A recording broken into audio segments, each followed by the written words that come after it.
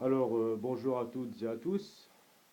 Comme vous le voyez sur l'image, il y a une écharpe du Portugal. Donc, le sujet de cette vidéo sera la finale Portugal-France qu'il y a eu lors de cet Euro 2016. Alors, tout d'abord, j'aimerais exprimer mon avis quant au match en lui-même, et puis finalement, nous discuterons des parcours des deux équipes durant cette compétition. Alors, tout d'abord, le match. Alors, très honnêtement, vous parlez de la main de Eder. Ok, bon, il y a eu main, après vous dites, ah, il aurait pas dû y avoir coup franc. Ah bah, je suis désolé, mais ouais, le but, il est même pas venu sur le coup franc. Alors, il est venu, alors, Bakary Sagna fait la touche, Moutinho intercepte au milieu de terrain, Moutinho remet à Joao Mario remet à Moutinho, Moutinho trouve Eder, Eder qui se défait mais magnifiquement de Koscielny, et il frappe, et Hugo Lloris ne peut rien faire. Voilà. Donc, voilà, le Portugal a marqué un but magnifique et mérité. Alors, vos petits coups de gueule de racistes, vous pouvez vous les garder là où je pense. Voilà. Bon, ensuite, nous allons parler de l'arbitre, sujet qui fait également débat par, entre supporters.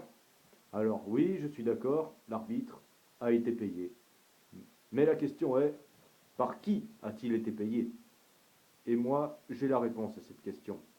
La réponse est la France. Pourquoi la France? Eh ben, je vais vous dire. Payet, il fait faute sur Ronaldo. Il y a clairement faute. Et qu'est-ce qui se passe? De un, l'arbitre ne siffle pas. Et de 2, Payet n'est absolument pas allé s'excuser pour la faute qu'il a fait sur Ronaldo. Alors qu'il aurait dû se prendre carton jaune minimum. Et encore, rouge, ça aurait été tout à fait acceptable.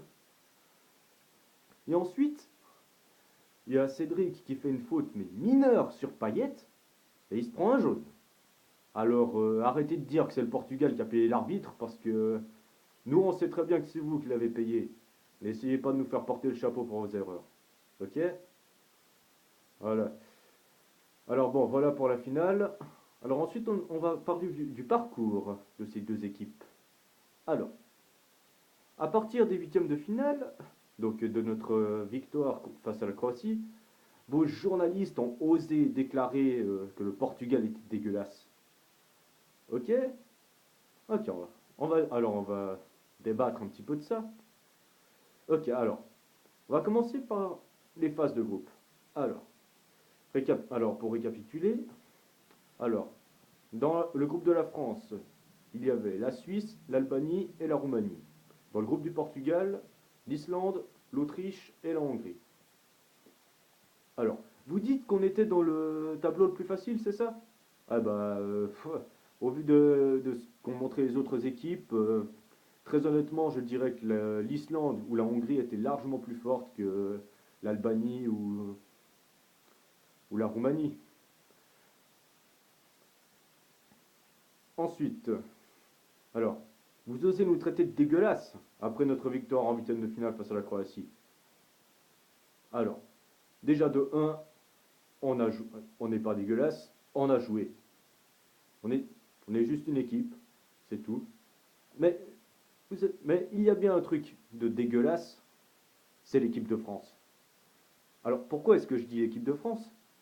Alors, pour, pour expliquer mon argumentation sur le sujet, je vais reprendre quelques exemples des grandes compétitions majeures qui se sont déroulées dans le passé. Alors, prenons la Coupe du Monde 2006, la finale France-Italie. Alors, on a vu ce magnifique coup de boule de Zidane sur Materazzi. Alors, vous me direz, oui, c'est Materazzi qui a provoqué Zidane. Peut-être qu'il l'a provoqué. Et alors, Zidane n'avait qu'à pas répondre. Qu'est-ce que tu veux? En plus, Zidane, il savait très bien que les injures sur les terrains, c'est toujours fréquent, donc il n'a aucune excuse.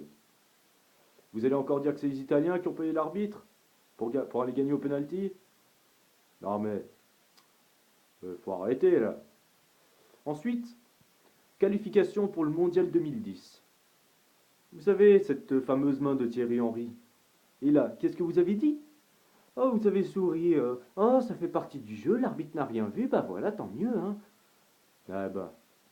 Et là, vous osez encore cracher sur Eder pour ça? Non, mais c'est l'hôpital qui se fout de la charité, là. Ensuite, Coupe du Monde 2010. Oh, celui-là, ah, ça c'est ma partie préférée. Alors, vous n'avez eu que un seul point en 2 matchs et vous n'avez marqué aucun but lors de la Coupe du Monde 2010. Alors que vous aviez un troisième match très important pour votre qualification, qu'est-ce que vous faites? Enfin, qu'est-ce que votre équipe fait plutôt? Eh ben, il s'enferme dans le bus de la honte et il refuse de s'entraîner. Alors, franchement, très honnêtement, cette attitude, elle est bien plus dégueulasse que tout ce que le Portugal a pu faire durant cet euro. Alors, ouais, avant de traiter les autres de dégueulasses, balayez devant votre porte et regardez ce que votre équipe fait. Bon, je crois que j'ai dit tout ce que j'avais sur le cœur.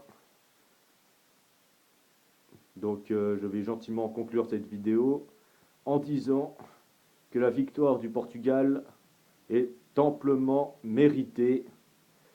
Et puis, bah, voilà, ça arrive, les Français, cette année, eh ben, vous l'avez dans le cul.